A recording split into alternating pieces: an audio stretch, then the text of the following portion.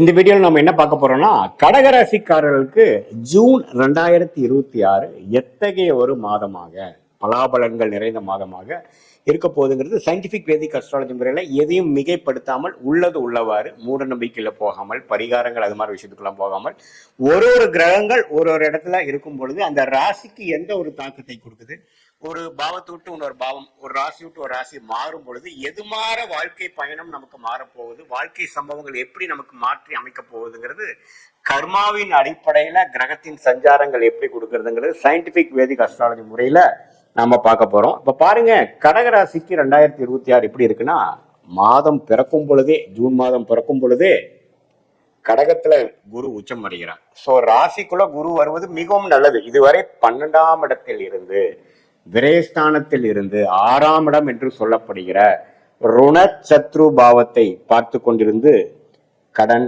வம்பு வழக்குகள், உடல்நல கோளாறுகள், நிறைய செலவு, கண்ட்ரோல் பண்ண முடியாத மாற விரயங்கள் போய் கொண்டிருந்த கடகராசிக்காரர்களுக்கு ராசிக்குள்ள குரு வரும் பொழுது முதல் மைண்டு கிளியர் ஆகும்.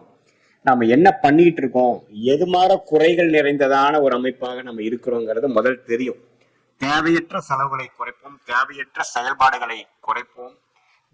என்ன செய்யணும், வாழ்க்கையில முன்னேறுவதற்கு என்ன செய்யணும், அது மாணவனா இருந்தாலும் சரி, இளம் வயதினராக இருந்தாலும் சரி, மூத்த குடிமகன்களா இருந்தாலும் சரி, அதே மாதிரி ஒரு நடுத்தர வயதினர், ஒரு வியாபாரம், தொழிலதிபர், அது மாதிரி இருக்கக்கூடியவர்களா இருந்தாலும் நல்ல ஒரு கிளாரிட்டி முதல்ல வரும். கிளாரிட்டின்னு என்ன, நம்ம என்ன பண்ணிட்டு இருக்கிறோம், எது பண்ணுனா பரவாயில்லை, எதை நாம விடணும், எதை நம்ம சேர்த்தி செய்யணும் அப்படிங்கிற ஒரு பிரித்து பார்க்கக்கூடிய பகுத்தறிவை கொடுக்கக்கூடியவர் தான் உச்சகுரு. ராசிக்குள்ள வரும் பொழுது ஒரு பெரிய பல்ப் மாற நம்மளுடைய மைண்ட்ல காட்டி நம்ம செய்து கொண்டு இருக்கக்கூடிய வாழ்க்கை செயல்பாடுகள், திட்டங்கள்ல குறைநிறைகள் இருக்கா அப்படிங்கறத நம்மளே செல்ஃப் எவாலுவேஷன் என்று சொல்லப்படுகிற விஷயத்தை பண்ண வைத்து, நம்மளுடைய குறிக்கோள் என்ன, நம்ம எதற்காக இதை செய்து கொண்டு இருக்கிறோம்ங்கிற பர்பஸை அனலைஸ் பண்ண வச்சு ஒண்ணுமே ஒரு தீர்க்கமான முடிவுகளை எடுக்கக்கூடிய ஒரு மன போக்கை கொடுக்கக்கூடியவர் தான் இந்த உச்சகுரு.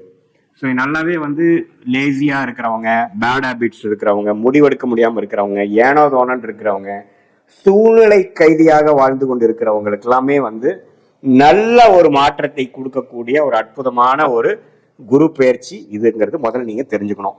அதுக்கப்புறம் ராஜயோகாதிபதி ஆகிய செவ்வாய் 10ஆம் இடத்திலேயே இருக்கிறார்.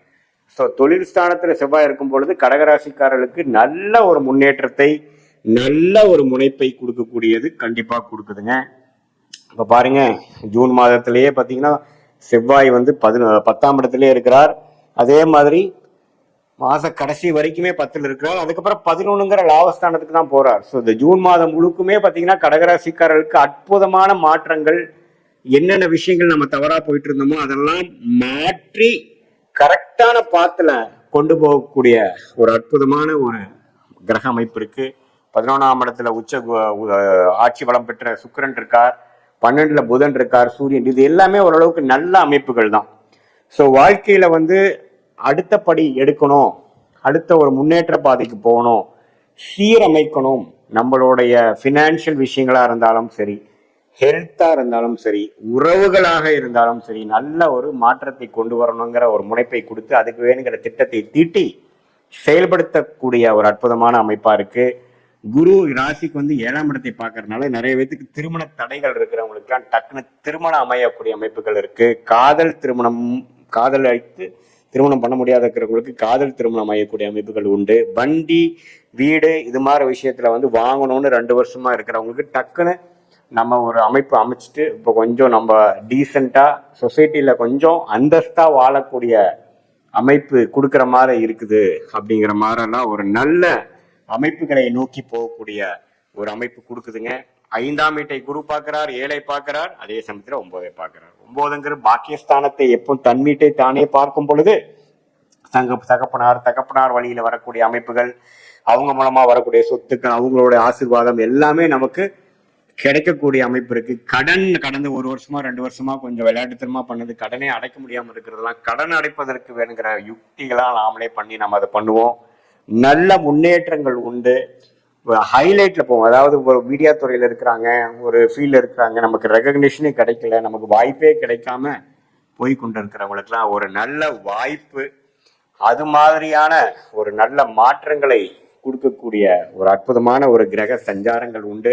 செவ்வாய் 10ஆம் இடத்துல ஆட்சி பலத்தோடு இருக்கும் பொழுது தொழில் மேன்மை, முனைப்பு, விளையாட்டுத்துறையில் இருக்கிறவங்களுக்கு நல்ல ஒரு முன்னேற்றம், ரெகக்னிஷன், ரியல் எஸ்டேட்ல இருக்கிறவங்களுக்கு நல்ல ஒரு டீல் நடக்கக்கூடிய அமைப்புகள், இது மாதிரி பல மாற்றங்களை கொடுக்கக்கூடிய அடுத்த வருஷம் ஒரு 13 மாதங்கள் 2027 ஜூன் மாதம் வரைக்கும் இருக்கக்கூடிய குருவின் சஞ்சாரத்துக்கு வேணுங்கிற ஃபவுண்டேஷனான அடித்தளமான சில காரியங்களையும் வாழ்க்கை சம்பவங்களையும் அமைத்து கொடுக்கக்கூடிய ஒரு அற்புதமான ஜூன் மாதமாக கடகராசிக்காரர்களுக்கு இந்த மாதம் வருகிறது.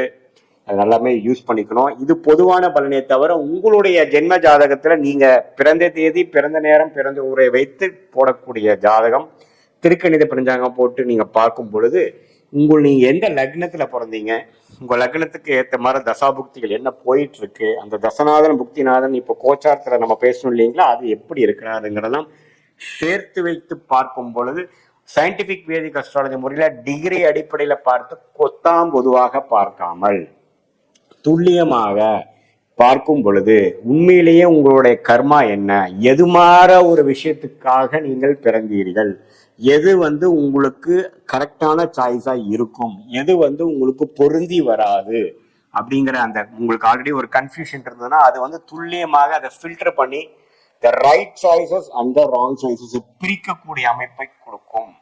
அதே நேரத்தில் பாத்தீங்கன்னா எந்த நேரத்தில் நடக்கும்ங்கிறது நம்ம நிறைய பேருக்கு பாத்தீங்கன்னா ஃப்ரஸ்ட்ரேஷன் அண்ட் இரிட்டேஷன் வந்துடுது.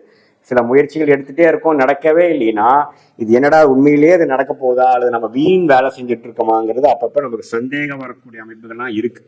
ஸோ அதுல உண்மையிலேயே உங்க பிராப்தம் என்ன, நம்ம இதை நோக்கி தான் போறது நல்லதா, இது சேஃபா, நம்ம கருமால் அது இருக்காங்கிறது பாசிட்டிவாக எதையுமே பயப்படுற மாதிரியோ ஒரு பேனிக் ஆகிற மாதிரியே பார்க்காம என்னதான் இருக்கு நம்மளோட வாழ்க்கையிலங்கிறது தெரிந்து செயல்படும் பொழுது எப்படி ஒரு இடத்துக்கு நம்ம போகும்பொழுது ஒரு ரூட் மேப் பார்த்துட்டு நம்ம போனா எவ்வளவு ஈஸியா நம்ம போலாம குட்டு மதிப்பா போகாம நம்மளோட ரூட்டை தெரிஞ்சு டிராஃபிக் எப்படி இருக்குங்கிறத தெரிஞ்சு போறப்போ நம்ம எப்படி மென்டலி ப்ரிப்பேர்டா போவோமோ அதே மாதிரியாக நம்மளுடைய ஜோதிடத்தை பரிகாரம் அந்த மூட நம்பிக்கையெல்லாம் வித்து பார்க்காமல் துல்லியமாக சயின்டிஃபிக்கா நம்ம ரீட் பண்ணும் பொழுது நம்மளுடைய பாஸ்டுக்கு நல்லாவே சிங்க் ஆகும். பாஸ்ட் லைஃப் ஆக்டிவிட்டி சிங்க் ஆகி ப்ரெசன்ட் எப்படி போயிட்டு இருக்கு, அடுத்த வரக்கூடிய ஃபியூச்சர் என்னங்கிறதுலாம் நம்ம கிளியரா பார்க்கும் பொழுது தேவையற்ற சாய்ஸ், தேவையற்ற பண விரயங்கள், தேவையற்ற சமய விரயங்களை தவிர்த்து எதிர்நீச்சல் போடாமல் நம்மளுடைய வாழ்க்கையில் நாமல் வெற்றி பெறுவதற்கு எதுமாற விஷயங்கள் நல்லபடியாக அமையும்,